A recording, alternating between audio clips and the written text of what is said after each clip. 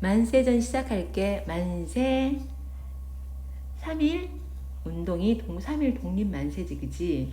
3일 운동 전 이런 뜻이야. 3일 운동 전 언제야? 1919년에 3일 운동 일어났지. 그러니까 1918년이 배경이고요. 욕하는 것 같다, 그치? 1918년이 배경이 되고요. 1인칭 주인공 시점이야. 1인칭 주인공 시점이고, 나가요. 나는 어떤 인물이냐면 동명에서 유학하는 인물이야. 아내가 이독하다는 소식을 듣는 거야. 이 아내는요, 부모님이 옛날에는요, 어릴 때 부모님이 정해준 짝이 있어. 그 정해준 짝하고 한 17, 18살 일 되면 결혼을 하는 거야. 결혼하고 아내는 두고 동경으로 유학 갔어요. 동경 유학 가가지고 이 이나는 동경에 또 다른 애인이 있어. 근데 그 서울에 두고 부모님이 짝지어준 그 아내가 이독하다는 소식을 듣고 지금 동경에서 서울로 오던 중이야. 거기서 이제 조선의 비참한 현실을 목격하는 거야. 배 안에서도 보고요, 기차 안에서도 보고요. 그리고 이제 가서 아내가 죽지만 눈물을 흘리지 않아. 왜? 애정이 없어요. 아내에 대해서 애정이 없는 거야. 그래서 눈물도 안 나요. 그리고 다시 돌아오는 거야. 그러면 동경에서 서울로 왔다가 다시 동경으로 돌아가지. 이런 걸 갖다가 여로형 소설이라 그래. 여로형, 다시 말하면 길이에서 여행할 때 여자야. 길이에서 일어난 일이 배경인 거야. 이게 이제 여로형 소설이고요. 자, 두 개가 나오는데 처음에 일본에서 부산 가는 배안이야. 배안에서 일본 사람들의 대화를 엿듣고 일본 사람들 대화가 어떨까요? 조선을 완전 무시하는 거야. 조선인들 멸시하고 바보라, 생반 바보라는 뜻이야. 요보, 쿠리 이런 바보라는 용어를 쓰면서 자, 이 사람들이 이 조선인들을 갖다 속여가지고 노동자로 모집해서 넘기는 그런 일을 하는 사람들이 대화를 듣고요. 또 부산에서 서울로 가는 기차 안에서도 조선 사람들이 비참한 걸 보는 거야. 그래서 주눅든 젊은 사람들이 조선 사람들의 얼굴이라 생각하고 이걸 무덤이라고 여기는 거야. 무덤이라고 여기고요. 일본에서 동경, 조선, 서울, 일본 동경, 이게 여로형이지, 여로형. 이렇게 길이에서 있었던 일을 비참한 현실을 직접 체험하거나 목격하는 그 이야기야. 시작해 볼게요. 이제 배안이야. 일본에서 조선어는 배안.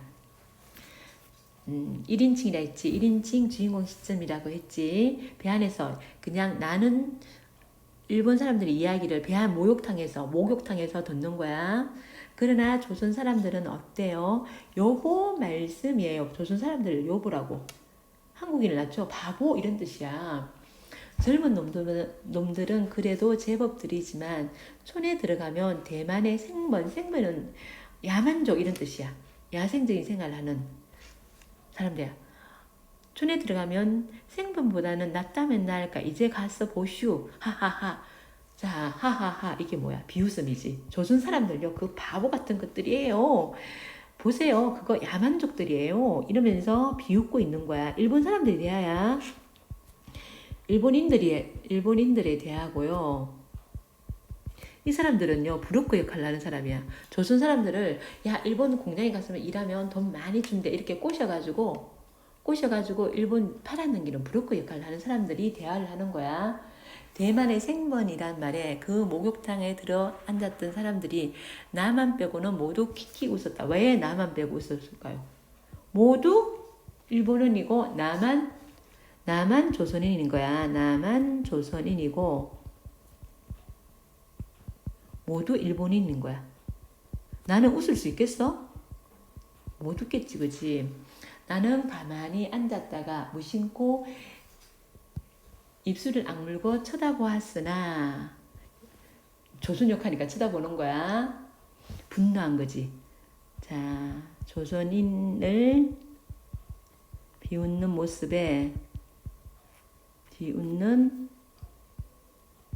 모습에 분노한 거야. 하였지만 더운 김에 가려서 골자들이 그들 그 새끼들 요 정도 그를 낮잡아 얘기하는 그 새끼들이 이런 요 정도로 생각하면 돼. 자, 글자 누구야? 이 일본인들 얘기하는 거지. 일본인 에게는 자세히 보이지 않는 모양이었다. 사실 말이지. 뒷이 쫙 끼어 있으니까 나는 그러면 비웃는 모습에 그냥 이 악물고 쳐다보고 한마디 말도 못해요. 그럼 굉장히 소극적 자세다, 그지? 소극적. 나는 그 소위 우국지사, 나라를 걱정하고 염려하는 사람은 아니다. 자기가 망국 민족의 일분자라는 사실은 자기도 간혹은 명료히 의식하는 바요. 내가 막 나라를 걱정해가지고 막 분해서 일을 쓰고 그런 사람은 아니지만은 나라를 뺏긴 사람으로서 한 번씩 이게 분노가 일어난다는 거야. 투철한 민족의식은 없어요. 투철한 민족의식은 없으나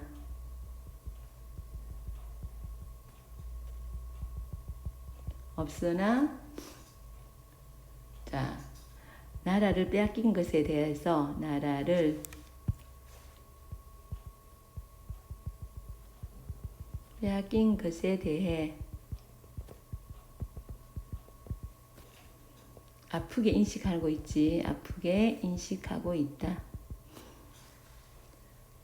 따라서 고통을 참는 때가 없는 것은 아니다. 이때껏 망국 민족의 일분자가 된 뭐 한 사람, 일분자는 한 사람이라는 뜻이야. 한 사람이 된 지 벌써 7년 동안이나 되는 오늘날 나라 뺏긴 지 7년 벌써 7년이니까 1910년에 뺏겼으니까 지금 1918년이라 그랬지 그지 동안에 되는 오늘날까지 사실 무관심으로 지냈고 또 주변에 그러하게 나에게는 간대하게 내버려 두었다. 도리어 처음에 이제 나라를 뺏기자 말자 소학교 때 요거 다시 소학교 초등학교 시대적 배경이 배경을 나타내는 단어지. 애는 일본 교사와 충돌을 하여 퇴학을 하고 초등학교 때는 일본 교사가 뭐라 그러면 그게 아니잖아요 이렇게 대들었다가 퇴학을 당했대요. 사립학교로 진학한다는 둥 순결한 어린 마음에 애국심이 비교적 열렬하였지만 초등학교 때는요 애국심이 열렬했어요. 초등학교 때는 이렇게 애국심이 넘어갔다 그지? 이렇게 열렬했지만 차차 지각이 나자마자 동경으로 건너간 뒤 이제 유학을 건너간 뒤 간혹 심사 틀리는 일을 당하거나 1년에 한 번씩 귀국하는 길에 하가는요 시모노 새끼야. 여기서 조선의 배를 탈 수 있었어. 자, 하간에서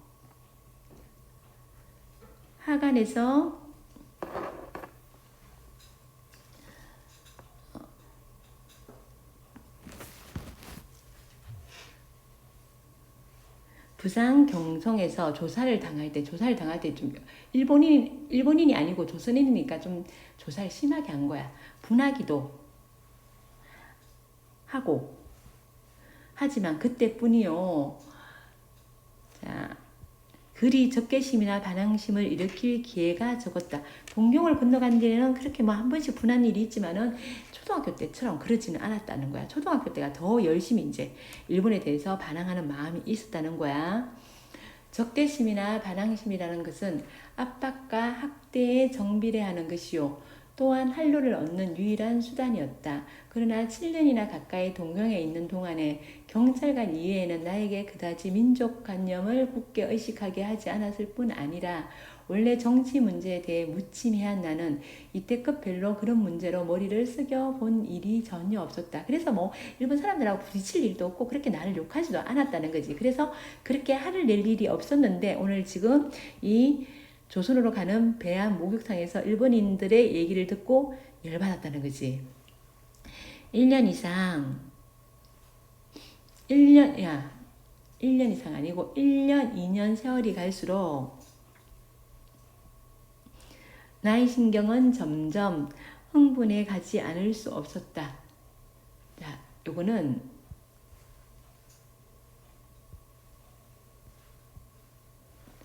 조금씩 의식이 변화가 나타났다는 거야. 조금씩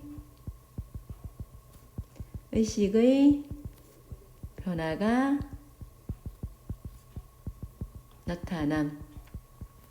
이렇게 이것을 보면 적개심이라든지 반항심이라는 것은 보통 경우 자동적 이지적이라는 것보다 피동적 감정적으로 유발된다. 이게 무슨 말이냐? 자, 요 부분을 보면, 자, 적개심, 반항심은 그냥 있으면 안 생기는 거야. 적개심, 반항심은 일본의 자극에 의해서, 일본의 자극에 의해 생기는 것이고, 귀국할 때, 조선으로 귀국할 때 이제 일본인이 아니니까 더 심하게 금사를 한다든가 이때 이제 조금 약간 반항심이 생기고, 그냥 동경 유학 갔을 때는 나를 건드리는 사람이 없으니까 그냥 뭐 일본에 대한 적개심 이런 게 생길 일이 없었어, 이 얘기를 하는 거고요. 다시 말하면 일본 사람은 소소한 은사와 행동으로 말미암아 조선 사람의 억제할 수 없는 반감을 이겨내게 하였다. 일본 사람들이 이제 말할 때, 행동할 때, 조선을 건드릴 때, 조선 사람이라는 이유로 건드릴 때 이게 반감이 일어난다는 거야. 그러나 그것은 결국 조선 사람으로 하여금 민족적 타락에서 스스로 구해야겠다는 지각을 주는 꼭 필요한 원동력이 될 뿐이었다. 자, 민족적 타락은 뭘 얘기할까요? 국권 상실이야. 우리나라 국권을 상실한 상황에서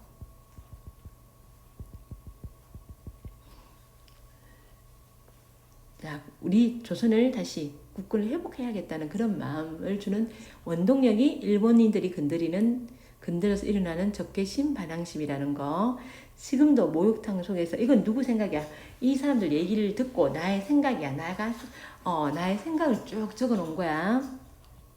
목욕탕 속에서 듣는 말마다 귀에 거슬리지 않는 것이 없지만 독한 약이 듣는 말마다 귀에 거슬린대요. 이건 다시 말하면 왜 거슬려? 조선인을 비하하는 말이라 가지고 비하하는 말이라서 귀에 거슬리고요. 독한 약이 입에는 쓰나 병을 낫게 함으로 될 수 있으면 많은 조선인이 듣고 오랜 목류병에서 깨어날 기회를 주었으면 하는 생각이 없지 않다. 듣는 말마다 귀에 거슬린다. 비하하는 말이 너무너무 거슬리지만 이런 말 듣고 조선인들이 좀 현실을 자각하고 일어났으면 좋겠다는 거야. 현실을 자각하는 계기가 되었으면, 현실을 깨닫는, 자각하는 계기가 되었으면 하는 바람이야. 자각하는 계기가 되길 바람. 지금 어디야 여기? 배안이야. 나의 현실인식 변화는 소학교 때는 정말 애국심에 열렬했지. 그런데 동경 유학 중에는요, 무감각해지는 거야. 그리고 무기력해지고 소극적인 태도를 보이고, 지금 부산 가는 배안이지. 조선인을 비하하는 일본인의 태도에 반항심이 생겼지만 저항하거나 그러지는 않습니다. 자, 조선 사람을 뭐라고 그래? 요보, 바보라고 하고 무시하는 일본인의 말에 적개심과 반항심이 생겼어요. 그렇지만 어떤 행동을 하는 건 아니야. 자, 그들은 여전히 이야기를 계속하고 있다. 그들 누구야? 일본인들 어디야? 배안, 목욕탕이야. 여기야. 지금 아직 그 얘기가 계속 이어지고 있는 거야. 그 얘기를 듣고 가운데 긴 부분은 뭐였어? 나의 생각이었어. 그래, 촌에 들어가면 위험하지 않은가요? 처음 간다는 시골자가 시골스럽게 생긴 시골인처럼 생긴 사람이 또다시 입을 열었다. 뭘요? 어딜 가든지 조금 더 염려 없애다. 생번이라고 해도, 야만인이라 해도 요번은 누구요? 조선인을 깔고는 말이지. 온순한데다 도처의 순사요 헌병인데 손 하나 꼼짝할 수 있나요? 그걸 보면 데라우치상, 그때 당시에 일본인 총독이야. 참 소나기 힘도 세지만 인물은 인물이야. 왜? 조선을 지금 꽉 잡고 있어가지고 매우 감격한 모양이다. 그래 촌에 들어가서 할 게 뭐예요? 큰 돈벌이가 있다고 얘기한 거야. 할 것이야 많지요. 어딜 가기로 굶어 죽을 염려는 없지요. 요새 돈 모을 것이 뚝 하나 있죠. 자본 없이 힘 안 들이고 하하하. 그런 벌이가 어디 있어요? 촌뜨기 선생은 요거는 이 사람들 얘기 듣고 이거 내적 고백이야. 내적 독백이야. 자기 혼자 얘기하는 거 내적 독백이고요. 그 큰 눈을 더 둥그렇게 뜨고 일종의 기대와 호기심을 가지고 마주 쳐다보는 모양이다. 왜요? 한번 해보시려우? 그는 이렇게 한마디 충동이면 무슨 의미나 있는 듯이 그 악독해 보이는 얼굴에 교활한 웃음을 띠고 한참을 마주 보다가 뜸을 들이고 있는 거야. 자, 뜸을 들이고 있는데 촌뜨기를 지금 충동질 하는 거야. 촌뜨기가 돈 벌 게 있어요 하니까 촌뜨기가 이제 여기 혹한 거야. 촌뜨기를 충동질하는 사람에 대한 나의 부정적 시각이야. 나의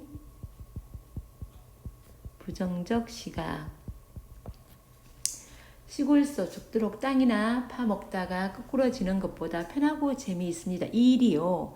시골 이제 조선에 가서 시골에서 사람을 모아가지고 일본 공장에 팔아넘기는 일이 시골에서 땅만 파먹고 농사만 짓다가 죽는 것보다 훨씬 돈도 많이 벌고 재미있다는 거야. 게다가 돈을 쓰고 싶은 대로 쓸 수 있고 여전히 뱅글뱅글 웃으면서 이 순박한 어머니 뱃속에서 그대로 나온 듯한 촌뜨기를 깬다. 그런 선반에서 떨어지는 떡 같은 장사가 있으면 하다뿐이겠소.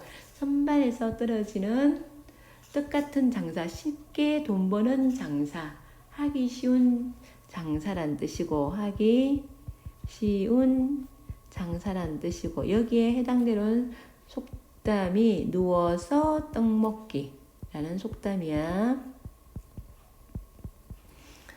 촌뜨기는 차차 침이 말라온다.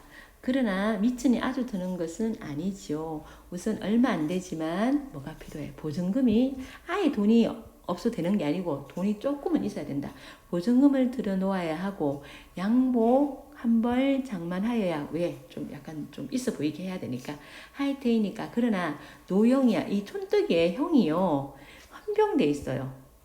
헌병대에 계시다 보니까 신분은 염려 없을 테이고 고로 보증금은 없어도 좋겠지만 지금 이 말을 듣고 혹해하는 사람의 형이 헌병대가 있으니까 이 보증금이라는 건 신분을 보장하기 위해서 필요한 건데 그건 필요 없을 거고 없어도 좋겠지. 제따는 누구나 그 직업을 얻으려면 보증금을 내놓는 법인데 특별히 그것만은 면제해 주겠다는 듯이 오만한 태도를 뒤틀며 지나가는 말처럼 또 한마디 했다. 그러나 정작 그 직업 종류가 무엇인가는 쉽게 가르쳐 주지 않는다. 이것도 누구야? 누가 생각이야? 누구 생각? 나의 생각. 내적 독백이야. 자, 그래. 그런 훌륭한 직업이 무엇인데 어디 있어요? 이번에는 그 시골자의 동행인 듯한 사람이 가만히 듣고 있다가 탕에서 시뻘겋게 단 몸뚱어리를 무거운 듯이 끌어내며 물었다.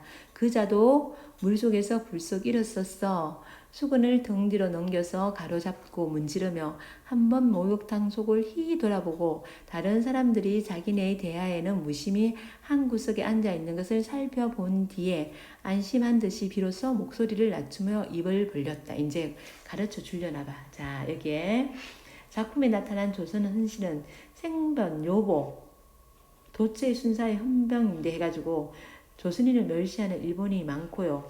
순사고 현병이 도처에 깔렸다는 것은 일제 통제와 억압이 심했음을 알 수 있습니다. 자, 샵 2번은요. 배안 어디야? 목욕탕이지. 목욕탕에서 일본인들의 대화를 듣고 있는 나야.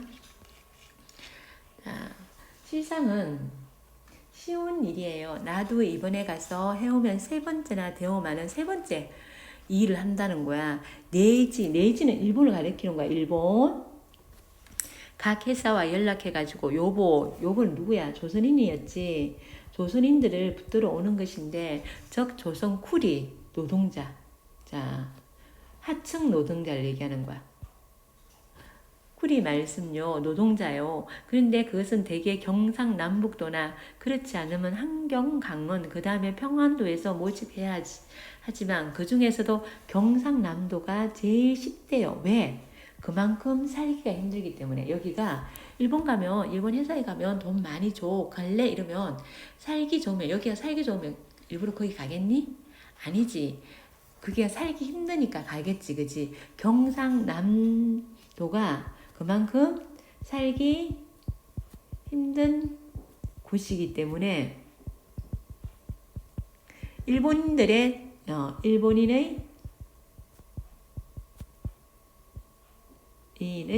통제가 심해가지고 통제가 심해 살기 힘든 곳이라서 그래요? 나 갈래요. 이러면서 가는 거야. 그자는 여기 와서 말을 끊고 교활한 듯이 웃어 버렸다. 나는 여기까지 듣고 깜짝 놀랐다. 왜? 참혹한 식민지의 현실 때문에 팔아 넘기는 걸 갖다가 모르고 참혹한 식민지 현실 때문에 팔아넘기를 모르고 조선 노동자들이 조선 사람들이 따라가잖아. 그 가련한 조선 노동자들이 속았어. 지상의 지옥 같은 일본 각지의 공장으로 몸이 팔려가는 것이 모두 이런 도둑놈 같은 협작 불황배들의 술수에 빠져서 그러는 거구나 하는 생각을 할 때 나는 다시 한번 그 자의 상판되기를 쳐다보지 않을 수 없었다. 왜? 적개심에. 자, 일본인들에 대한 적개심이야. 인들에 대한 적개심에. 옳지. 그래서 이자의 형이 헌병군조라는 말을 듣고 아까 손뜨기 형이 헌병이라지. 헌병군인이라는 말을 듣고 이용할 작정으로 이르는 게로구나. 이 얘기하는 사람, 이 브로커가 이렇게 정보를 주는 사람이 이 촌뜨기한테 이렇게 자세히 설명하는 것은 형이 헌병이니까 그 덕을 좀 보려고 그러는 거야. 나는 이런 생각을 하며 가만히 귀를 기울이고 앉아 있었다. 자, 이게 일본에서 오는 배 아니야. 여기는 이제 부산에서 서울로 가는 기차 안이고요. 부산에서 서울로 가는 기차 아니고요. 정거장 문 밖에서 나서서 눈을 바삭바삭 밟으며 큰 길로 나가니까 7년 전에 일본으로 도망갈 때 정오에 이제 7년 전에 일본으로 도망갈 때 이거 유학 갈 때라는 얘기인 거지. 유학 갈 때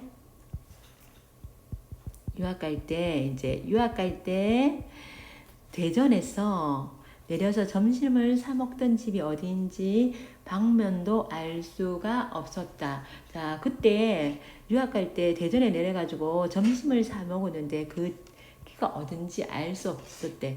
예전의 7년 만에 다 변해버린 거야. 예전의 모습을 찾을 수 없다는 거야. 찾을 수 없음. 길 맞은편으로 쭉 늘어선 것은 큼큼해서 자세히 안 보이나 일본 사람의 집인 모양이었다. 그럼 조선 사람들의 집은 어땠을까요? 쫓겨났겠지. 야간 음포를 파는 수레가 적막한 밤을 깨트리며 호젓하고 처량하게 찔렁찔렁 방울을 흔드는 것을 한참이나 바라보고 섰다가 그때에 밥을 팔던 30 남짓한 객주집 계집은 지금 어디 가서 파묻혔누 하는 생각을 하며 다시 정거장 구내로 들어왔다. 잠깐 지금 어떤 상태냐면 부산에서 서울로 가는데 대전에 기차 가면 선 거야. 잠깐 섰을 때 그 앞에 거리에 나가가지고 내가 저 앞에서 대전 여기 올 때 부산 내려갈 때 동경 갈 때 국수를 사 먹었는데 그거 다 없어지고 다 일본인들 집뿐이네. 아, 그때 그 여자, 국수 파던 여자 그 아줌마는 어디 갔을까? 이렇게 생각하는 거야. 발자국 하나, 말 한마디 제깍 소리 없이, 자, 발자국 하나, 말 한마디 소리 없이 얼어붙은 듯이 앉은 승객들, 주눅든 모습이야. 웅숭 그려뜨리고 들어오는 나의 얼굴을 쳐다보며 여전히 오그라뜨리고 앉았다. 결박을 지은 계집은 어은 아이가 깨어서 보채니까 일어서서 서성거린다. 이게 잡혀가는 여자가 있어서 뭐 어떤 범죄를 지었는지 몰라도 잡혀가면서 이제 포승줄이 묶여가지고 가는 계집에 여자가 있었는데 애기를 업고 있어. 애기가 우니까 칭얼대니까 일어서서 애를 달래는 거야. 젖이나 목이라고 좀 풀어줄 일이지 묶여 있으니까 이게 이제 나의 생각이야 하는 생각을 하니 곁에 시퍼렇게 얼어서 앉은 순사가 불쌍하다가도 밉살 맞다. 이게 지금 봐봐, 사람들이 그 기차 안에 승객들이 아무 소리도 못하고 조용히 있고, 그리고 잡혀가는 여자도 보고 굉장히 억압된 분위기지. 억압된 분위기고, 자, 저항하지 못하는 거야. 저항 같은 거 못하는 조선인의 모습이야. 울타리 안으로 들어오며 건너다 보니까 차장실에서 두 청년과 한 병이 여전히 이야기하고 섰는 것이 보인다. 나는 까닭없이 처량한 생각이 가슴에 복받쳐 오르면서 몸이 한층 더 부르르 떨렸다. 몸이 더 추웠게 느껴지는 거야. 조선의 참혹한 현실을 보고. 그리고 이게 그것도 드는 거야. 적개심도. 일제에 대한 적개심도 한층 더 드는데 행동한다 안 한다? 행동 안 해요. 그냥 저 망할 놈의 일본 놈의 새끼 이거 이제 이런 마음이 들고 끝. 저항은 없다. 모든 기억이 꿈 같고 눈에 뜨는 것마다 가엾어 보였다. 눈물이 스며 나올 것 같았다. 나는 승강대에 올랐으며 속에서 분노가 치밀어 올라서 이렇게 부르짖었다. 이것이 생활이라는 것인가? 모두 대져버려라. 착간 안으로 들어오며 무덤이다. 구더기 같은 무덤이다. 이 무덤이 뭐야? 조선의 현실. 조선의 비참한 현실을 상징하는 거야. 조선의 비참한 현실을 상징하고요. 라고 나는 지긋지긋한 듯이 입술을 악물어 보였다. 자, 여기는 조선 노동자들이 속아서 일본 공장에 팔려가는 이야기를 듣고 놀라는 나의 모습이 나타나고, 무덤은 뭐야? 조선의 비참한 현실이지, 그지? 그리고 억압된 분위기 속에서 저항하지 못하며 살아가는 조선인의 모습이 무덤 같다고. 자, 그리고 마지막에 샵4는요, 정거장에서 조선의 현실을 보고 분노하며 조선을 뭐라고 표현하고 있어? 무덤이라고 표현하고 있습니다. 우리 이제 줄거리만 한번 보자. 3.1 만세 운동이 일어나기 전 1918년이고, 겨울 동경에서 유학 중이던 나는 기말 시험을 치르던 중 아내가 이독하다는 전보를 받고 귀국 준비를 합니다. 하면서 슬프다? 아니다. 슬픔 따위는 없어요. 아내에 대한 애정이 없어. 옆집 아줌마가 죽는 거랑 마찬가지야. 나는 단골 술집에 들려 애인인 정자를 만나기 위해, 자, 따로 애인을 두고 있어요. 아내는 정이 없고요. 카페에 가기도 하고 음악학교 여학생도 만나면서 답답한 마음을 드러내며 늦장을 부리다가 귀국길에 올라요. 그리고 배 안에 목욕탕에서 일본인들이 조선인을 무시하고 노동자를 팔아넘긴다는 얘기를 듣고 울분을 느낍니다. 그리고 기차 안에서 조선의 비참한 현실을 보고요, 무기력하게 살고 있는 조선인들을 보면서 뭐 같다고 생각하니? 무덤 같다고 생각합니다. 그리고 서울집에 도착하고 얼마 안 돼가 아내가 죽고요, 슬퍼하지 않습니다. 왜? 애정이 없으니까. 나는 자신부터 새로운 삶을 살아야겠다고 다짐하고 구덩이 들끓는 무덤과 같은 조선을 도망치듯 떠나 동경으로 돌아옵니다. 여기까지고 수고하셨습니다.